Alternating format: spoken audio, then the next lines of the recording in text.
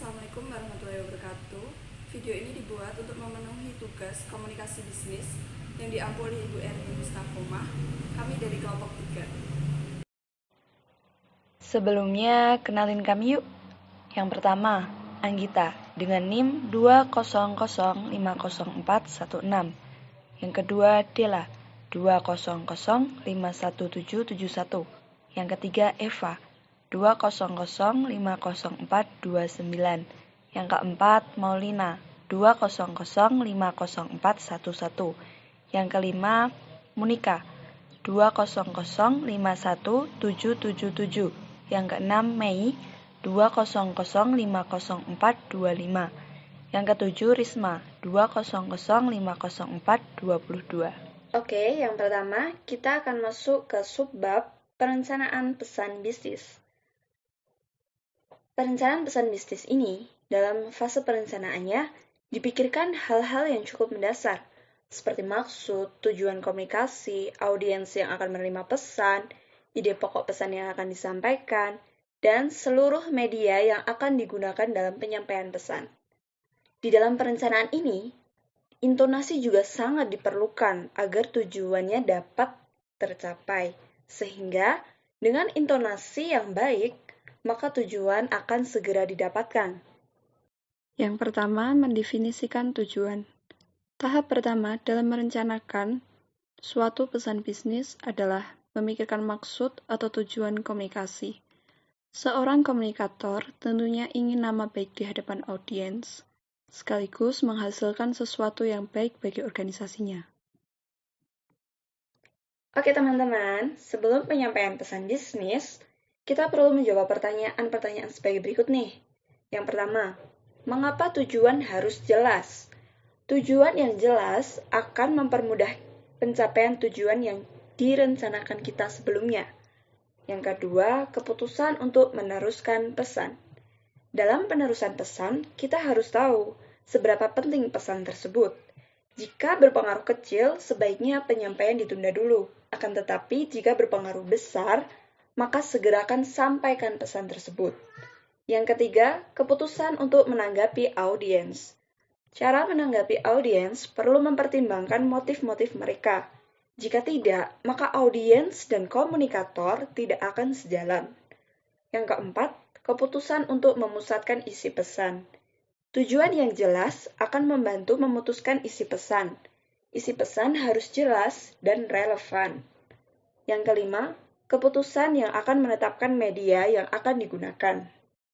Media komunikasi yang dapat digunakan berupa lisan maupun tulisan. Analisis audiens.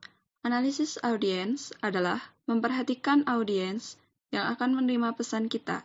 Siapa mereka, bagaimana pemahaman pengetahuan mereka, latar belakang usia, pendidikan, jenis kelamin mereka, bagaimana minat mereka, dan apa yang mereka ketahui. Selanjutnya, cara mengembangkan profil audiens. Pasti kalian pada bertanya-tanya nih, cara mengembangkan profil audiens gimana ya? Nah, mengembangkan suatu profil audiens boleh dikatakan gampang-gampang susah. Akan menjadi mudah apabila lawan komunikasi dikenal baik. Akan tetapi, semua akan menjadi sulit jika yang menjadi audiens adalah orang-orang yang sama sekali belum dikenal. Jadi, agar mudah mengembangkan profil audiens, kita harus mencari audiens yang sudah kita kenal. Oke, selanjutnya cara memuaskan audiens akan kebutuhan informasi. Di sini ada 5 tahapan yang diperlukan untuk memenuhi kebutuhan audiens. Yang pertama, temukan apa yang diinginkan oleh audiens. Yang kedua, antisipasi pertanyaan yang tidak diinginkan. Yang ketiga, berikan semua informasi yang diperlukan.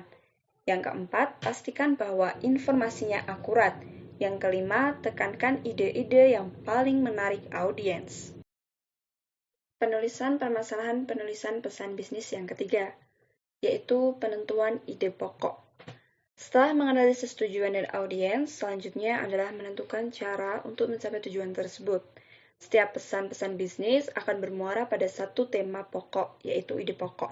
Hal-hal yang lain dianggap sebagai ide-ide pendukung. Sekarang, apa sih ide pokok?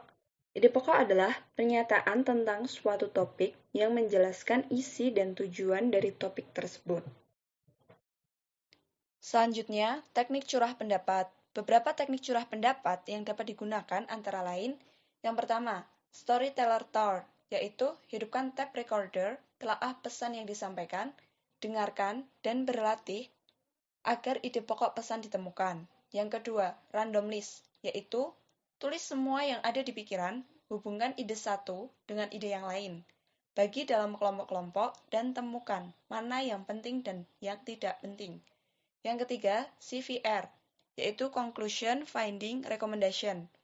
Jika subjek mencakup pemecahan masalah, gunakan lembar kerja atau worksheet untuk menjelaskan hubungan antara temuan atau finding, kesimpulan, conclusion, dan rekomendasi. Yang keempat, journalistic approach, berisi jawaban terhadap pertanyaan 5W1H yang dapat menjelaskan ide pokok presentasi. Selanjutnya yang kelima, question and answer chain. Pendekatan yang paling baik adalah melihat dari sisi perspektif audien. Apa pertanyaan pokok audien? Apa yang diinginkan audien? Ikuti arus pertanyaan dan jawab pertanyaan tersebut, sehingga ide pokok dapat ditemukan. Yang keenam, pembatasan cakupan, yaitu penyajian informasi kepada audiens yang telah dikenal sebaiknya menggunakan kata-kata yang singkat. Hal ini dapat membangkitkan rasa hormat audiens kepada komunikator, dan ide pokok yang disampaikan harus mudah dimengerti dan diterima audiens. Penentuan permasalahan penulisan pesan bisnis yang keempat, yaitu seleksi saluran dan media. Pesan-pesan bisnis harus sesuai dengan situasi yang ada. Ide-ide dapat disampaikan melalui dua saluran, yaitu saluran lisan atau oral dan tulisan, written. Pilihan mendasar antara berbicara atau menulis bergantung pada tujuan atau maksud pesan, audiens, dan karakter dari kedua saluran komunikasi tersebut. Komunikasi sendiri dibagi menjadi dua, komunikasi lisan dan komunikasi tertulis. Komunikasi lisan mempunyai kelebihan mampu memberikan umpan balik dengan segera. Pendekatan lisan juga bermanfaat bila yang disajikan adalah informasi kontroversial, karena reaksi audiens dapat terbaca dari bahasa isyarat mereka. Komunikasi lisan mencakup percakapan antara dua orang atau lebih. Misalnya, wawancara kerja, pidato formal, program pelatihan, dan lain sebagainya. Kemudian, komunikasi tertulis. Pesan tertulis memiliki berbagai macam bentuk, seperti surat, memo, proposal, dan laporan. Kelebihannya adalah penulis memiliki kesempatan untuk merencanakan dan mengendalikan pesan mereka sebelum disampaikan. Oke, itu tadi 4 penentuan permasalahan penulisan pesan bisnis. Selanjutnya, tujuan penulisan pesan bisnis. Langkah paling awal dalam merencanakan suatu pesan bisnis adalah menentukan tujuan komunikasi yang akan dilakukan. Artinya, bahwa tujuan yang hendak dicapai harus ditentukan dengan jelas, sesuai dengan tujuan organisasi. Penentuan tujuan yang jelas bagi organisasi bisnis akan sangat membantu dalam proses pengambilan keputusan, yaitu yang pertama untuk meneruskan pesan. Dalam meneruskan pesan, kita harus tahu pengaruh pesan tersebut. Apakah berpengaruh kecil, apakah berpengaruh besar. Jika berpengaruh kecil, sebaiknya pesan ditunda dulu. Tetapi jika berpengaruh besar, sebaiknya pesan segera disampaikan. Yang kedua, menanggapi audiens. Mempertimbangkan motif-motif audiens sehingga dapat menanggapi dengan baik. Yang ketiga, memusatkan isi pesan. Hanya memasukkan informasi yang penting, relevan dengan pencapaian tujuan yang ditetapkan. Yang keempat, menetapkan media komunikasi yang akan digunakan. Dapat berupa media lisan ataupun tulisan. Yang terakhir adalah pemilihan kata, penyusunan kalimat efektif, dan pengembangan paragraf yang logis. Yang pertama, pemilihan kata. Pemilihan kata adalah penggunaan kata-kata tertentu untuk mencurahkan ide atau pikiran ke dalam sebuah kalimat, agar pesan yang terkandung dapat disampaikan kepada orang lain dengan mudah dan dapat dimengerti, agar maksud komunikasi juga dapat tercapai. Yang kedua, membuat kalimat yang efektif. Kalimat yang efektif merupakan bentuk kalimat yang disusun untuk mencapai daya informasi yang tepat dan baik. Kalimat yang dapat dikatakan efektif setidaknya dapat memenuhi 2 syarat, yaitu mampu mewakili perasaan pikiran atau perasaan komunikator secara tepat. Selanjutnya, mampu menimbulkan pengertian yang sama tepat dalam pikiran dan perasaan audiens. Yang ketiga, pengembangan paragraf yang logis dalam pesan bisnis. Secara umum, ada 2 pendekatan yang digunakan untuk mengembangkan suatu paragraf, yaitu pendekatan induktif dan deduktif. Pendekatan induktif sendiri dimulai dengan mengemukakan berbagai alasan, kemudian dibuat kesimpulan. Sedangkan pendekatan deduktif dimulai dari kesimpulan, kemudian diikuti dengan alasan-alasannya. Setelah tahap perencanaan, tahap berikutnya adalah bagaimana mengorganisasikan ide-ide selanjutnya yang dituangkan dalam bentuk draft yang berkaitan dengan komitmen pemikiran Anda yang dimulai dengan merangkai kata, kalimat, paragraf, dan memiliki ilustrasi yang diperlukan untuk mendukung ide pokok bahasan. Materi yang kedua adalah revisi pesan bisnis. Di antara kalian pasti ada yang belum paham dan belum tahu kenapa ada revisi pesan bisnis. Emang yang direvisi itu apa sih? Yang bagian mana? Bagaimana maksudnya? Oke, kita jelasin ya. Maksud dari revisi pesan bisnis yaitu seluruh maksud dan isi pesan harus ditelaah kembali, baik dari sisi substitusi pesan yang ingin disampaikan, tetapi juga bagaimana gaya penulisannya, struktur kalimat yang digunakannya, dan bagaimana tingkat pemahamannya. Jika belum sesuai, perlu dilakukan pengecekan sekaligus revisi atau perbaikan-perbaikan seperlunya. Di dalam revisi pesan bisnis ada langkah-langkah yang diperlukan. Yang pertama, mengevaluasi isi dan organisasi, meninjau ulang gaya dan kemudahan pembacaan.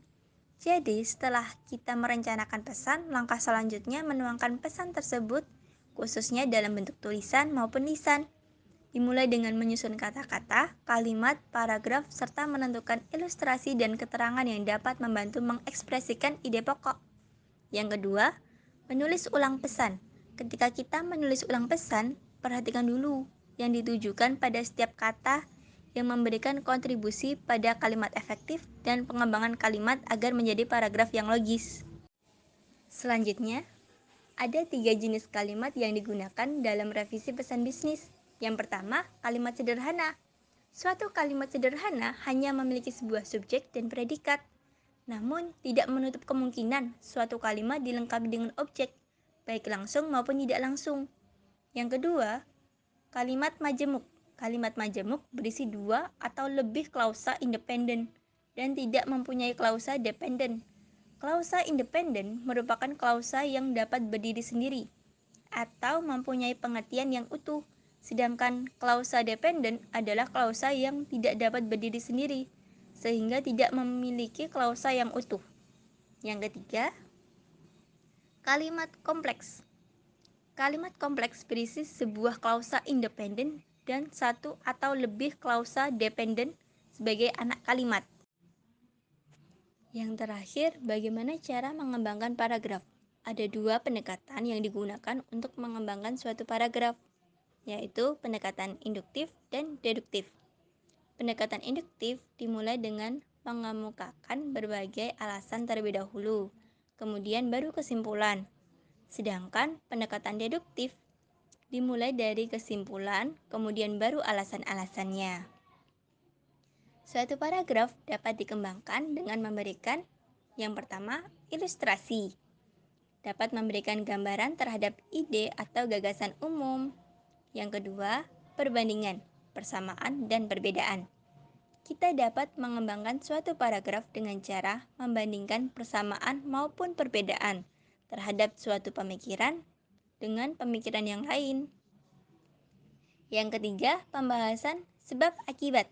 Pola pengembangan paragraf sebab akibat maksudnya akan membantu memberikan arah yang jelas terhadap suatu pokok bahasan tertentu.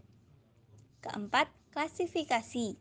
Paragraf dapat dikembangkan dengan cara melakukan klasifikasi atau pengelompokan ide-ide umum ke dalam ide-ide yang lebih khusus.